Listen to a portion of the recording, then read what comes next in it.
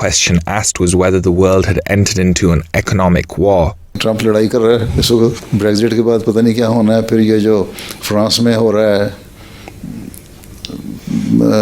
Rights हो रहे हैं और जो जुलूस निकल रहे हैं और फार राइटिस्ट कर रहे हैं, इसलिए चीज़ को लिया ना कि महंगाई हो गई। तो अब ये भी कहने लग गए हैं कि अगर फ्रांस की भी यही हालत रही है और इसी तरह इटली में भी ये हो रहा है और बाज़ जगह, तो यूरोपियन यूनियन जो है वो ख़त्म हो जाएगी।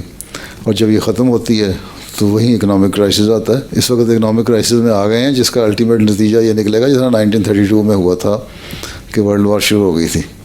तो ये इकोनॉमिक वार नहीं, इकोनॉमिक हालात ऐसे हैं जिनकी वजह से आगे हालात पैदा हो सकते हैं जंग के। हजूर फिर जो अगर फ्यूचर में कौन से इन्वेस्ट कहाँ पे करें या कौन सी डायरेक्शन में ज़्यादा? अच्छा, लकड़ी खरीद लो ताकि गैस ख़त्म हो जाए तो बालन जला सको, और क्या होगा। ठीक। साइकिल चलाना सीखें, राइडिंग करनी आनी चाहिए। बाकी ये इन्वेस्टमेंट के लिए तो जब कहीं जाके बैठेगी जगह, एक जगह सेटल होंगे हालात, तब पता लगेगा ना किस चीज़ की क्या ज़रूरत है। सबसे पहले तो खाने पीने की ज़रूरत होगी और नई डेवलपमेंट जो होगी, सारी इंफ्रास्ट्रक्चर को रिहेबिलिटेट करना पड़ेगा।